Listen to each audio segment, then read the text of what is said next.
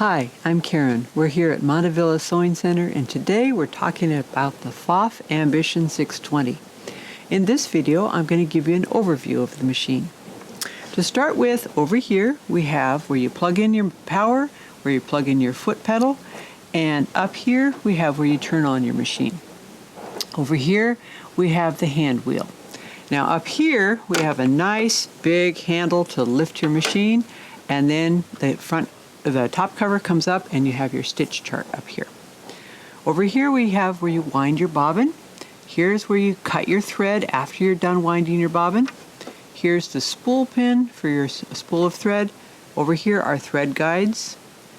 And then over here on the side is the presser foot pressure. Now this regulates how tightly the foot pushes down on the fabric. So for different kinds of sewing on different kinds of fabric, you may want to change that, but N means normal, so most of the time that's where I would leave it.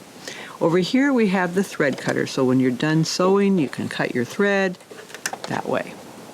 Okay, and then down here we have the needle threader right there. Really useful thing, which I will show you in another video.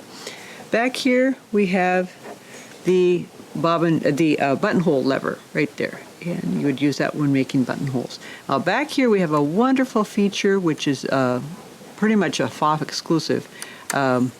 It's the IDT, or walking foot. It's like a set of feed dogs that works on the top of the fabrics to keep the two layers together. Wonderful for quilting, for doing anything that's lofty like microfiber fleece, or for keeping plaids and stripes matched up.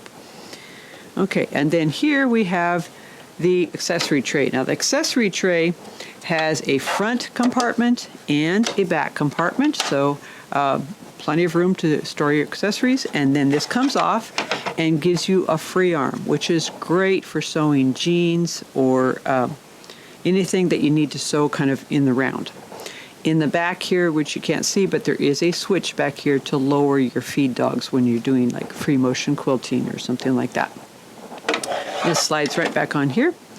And then we have the needle plate, and it has marks so that you can do like a 5/8 inch seam, and on the bobbin cover you have a line for doing 1/4 inch seams. Now you also have quick change feet, so you just press down on that and it takes the foot right off. You can see under here, that's where the feed dogs are. To put this back on, put this over here and lower our presser foot. And the presser foot lifter lever is right here. You can lift it up a little bit extra higher, so if you have something lofty you need to put under there, you can do that. And then here's your bobbin area. This part here is when you thread your bobbin. I'll show it to you later in our threading video, but that's for cutting that bobbin thread. Okay, and then over here we have the reverse button. Now this is what you'd push to get that nice back stitch at the beginning and ending of your seam. Over here we have your start stop button. Now this will work even if you have your foot control plugged in. You don't have to undo your foot control to get this to work. So press it once to start, press it a second time to stop. Up here we have the cutter switch. Now this, when you push this at the end of your sewing, it will cut the threads and pull the thread tails to the back of the fabric. This is a locking stitch button, so it takes one stitch back and forth to make a nice short, almost a knot, and on your fabric, on the back of your fabric. This is your needle up, needle down. I'll show you briefly how that works. If you press this, your needle goes down, press it again, and your needle comes up. This is your memory recall. Now you have an ability to memorize a sequence of stitches and put it into your machine, and then when you turn off your machine, you turn it back on, and the next day, you can recall that. This is the memory in, this is memory out. You can recall that and it will come right back up to what you have programmed in. Again, I'll show you that in our sequencing video. Then we have the delete key, and that has to do with sequencing when you're doing a stitch combination. This one is a really fun one. If you have, let's say, I'll go with 119. Okay. You can turn over your stitch this way. And if you have a stitch that goes either way, I'm going to do 124. Okay. Now I can turn it so that you see that little chimney is on the other side. So these are your turnover keys, either this way or this way. I'm going to go back to stitch 1. Now that brings up these buttons here, which are your stitch selection keys. Now when I typed those in, I did one number right after the other. If I wait too long, I may only get stitch number 1 or stitch number 12. I want stitch number 124, and it gives me that stitch right there. To go back to regular stitching, there you go. And when you turn on your machine, it will go to straight stitching, a standard stitch length, and the center needle position.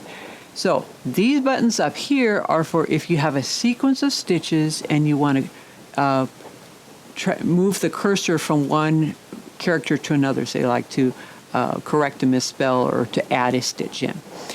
This here is your needle position, or in the case of a straight stitch, or in the case of a zigzag, it makes it wider or narrower.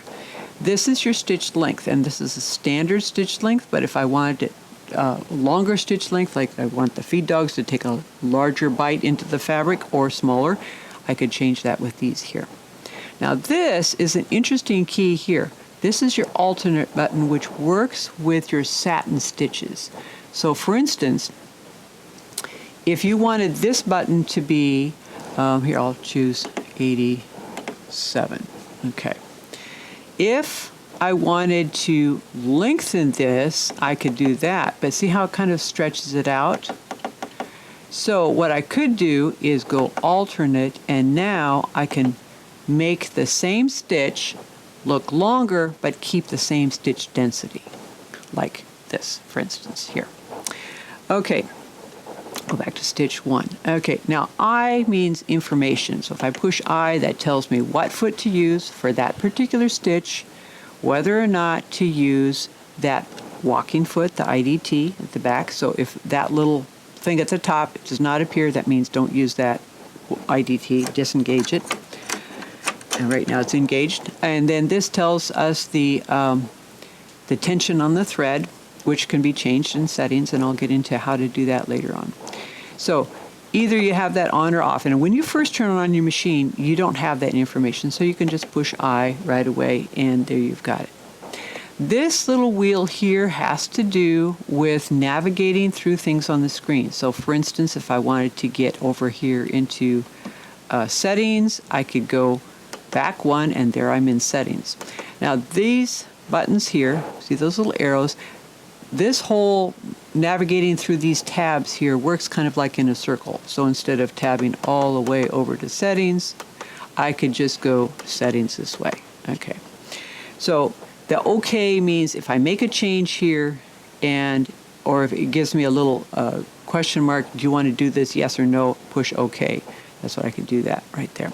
Again, that's going to be more into the sequencing and getting started on your machine. So, oh yes, one more thing. This here is a really neat thing. This is your speed slider. So what this does is it governs the maximum speed you can go.